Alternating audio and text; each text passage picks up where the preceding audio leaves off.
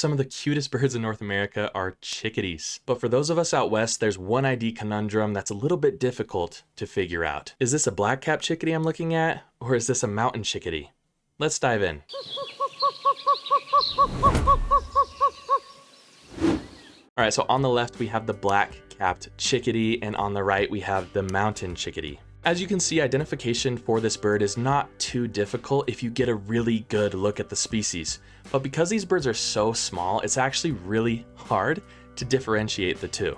It's important in this case to look at the non-physical attributes of both birds to get the best idea of what you're looking at. Black-capped chickadees, for example, have a completely unbroken cap on top of their head, while mountain chickadees have a broken cap on top of their head with a black stripe that goes across their eyes. Black-capped chickadees have a lot of white striping on their wings and more white on their tails, whereas mountain chickadees are just a lot more drab overall and they don't really have those white highlights. Mountain chickadees also have a slightly thinner bill and a shorter tail than the black-capped chickadee, but when you don't have something to compare this to, this is really difficult to differentiate out in the field. Unfortunately, in flight, there's not a big difference between the two birds. There's not something that you can just latch onto and say, oh, that's a mountain or that's a black-capped chickadee. But again, like I mentioned before, if you get a really good look or a photo at these birds, they shouldn't be an ID issue at all. It's just the fact that they're so small and darty. Sometimes you have to rely on what you hear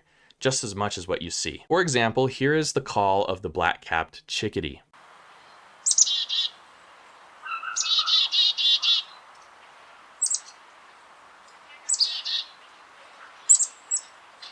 And here is the call of the mountain chickadee.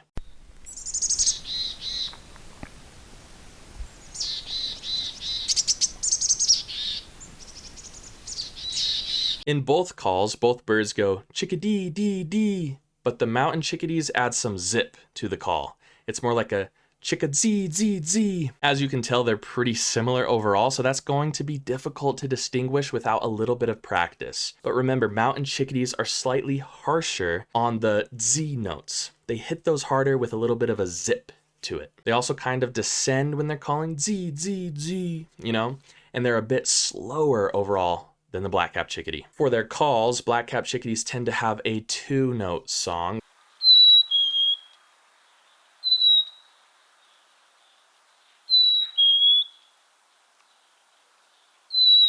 while mountain chickadees have a 3 to 6 syllable song.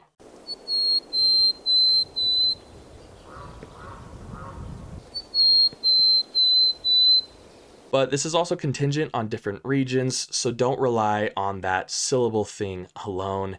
Some birds have different accents in different regions on where they're found. And also just remember, mountain chickadees, black-capped chickadees, birds in general, sometimes they're going to make different sounds. If you know the basics, you can help pick them out from a crowd, but know that you're going to hear some weird things sometimes, and that just comes with practice. Probably the most reliable indicator of the birds you're hearing are their ranges. For example, black-capped chickadees prefer to go far into the north and barely drop at all into the southwest region. They also go as far west as the edge of Alaska and all the way to the east coast in Maine. Mountain chickadees also climb up into the north, but they follow the Rocky Mountain region. They also drop all the way down into Arizona and New Mexico, also occasionally showing up in southwestern Texas. The big difference is that the mountain chickadee does not go past basically Colorado. It does not go out into the east. So if you live in the east, you actually have a different ID conundrum that eventually we'll cover here on the channel. Black-capped chickadees versus Carolina chickadees, and honestly, this is way harder than what we're talking about right now. Black-capped and mountain chickadees share similar habitats. They both love forests and they prefer wooded areas, but the major difference is that the black-capped chickadees are much more likely to be in lower elevations, while the mountain chickadees are much more likely to be in higher elevations in montane forests. For example, mountain chickadees prefer to live in montane aspen and conifer forests. But this should never be the definitive answer. What this hint does for you is it allows you to narrow things down. If you're not sure, start there with the habitat and your elevation, know what's more likely in that area, and then go eliminating it before you move on to the next species. Both birds have several subspecies or regional variations, but the core ID differences remain exactly the same as before. Mountain chickadees actually have two subspecies that differ in DNA, but they're really hard to tell apart from each other in the field. These include the Rocky Mountain subspecies, which has a bit more of a yellowish wash, I suppose, and then the Pacific, which is a bit more drab, but again, these are really hard to tell in the field, and honestly, sometimes I think this is just the illustrator trying to make them look different. Black-capped chickadees, on the other hand, have three plumage groups based off of region. These include the Pacific, which is along the Pacific coast. They have a lot more orangish wash to them. The Eastern, which is a bit more orange, but there's also bolder white on its wings, and then the Rocky Mountains, which is the drabbest of them all. That's the one we have here. It's important to note that eBird does not recognize these as subspecies, so in reality, do you have to worry about this stuff? No, not really. It's just fun to know that there's a little bit of diversity even at the species level. Both birds are known to visit bird feeders, so if you happen to live in the West, you could possibly see both the black-capped chickadee and the mountain chickadee.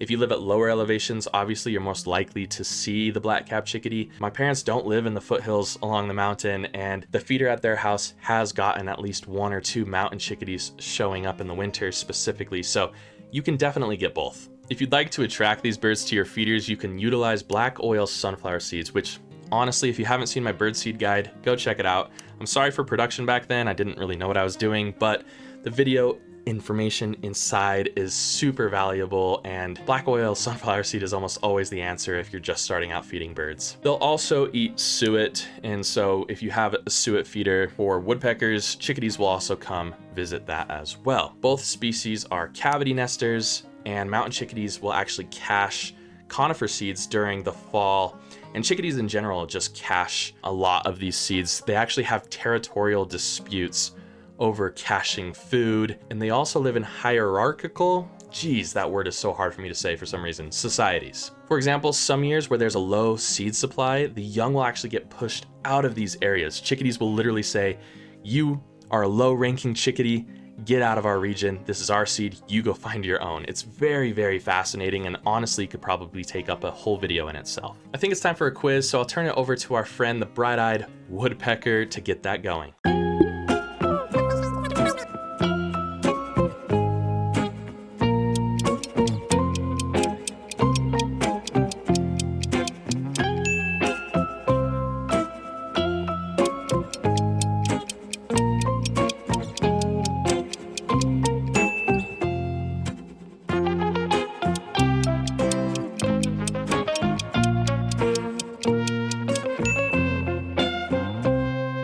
Now you have the foundations to becoming a pro at Chickadee ID. Remember that over on the Bright-Eyed Birding channel, I take you on adventures once per week where we find some of these amazing birds. Thank you so much for joining me. I hope to see you all next time on Bright-Eyed Birding Learn.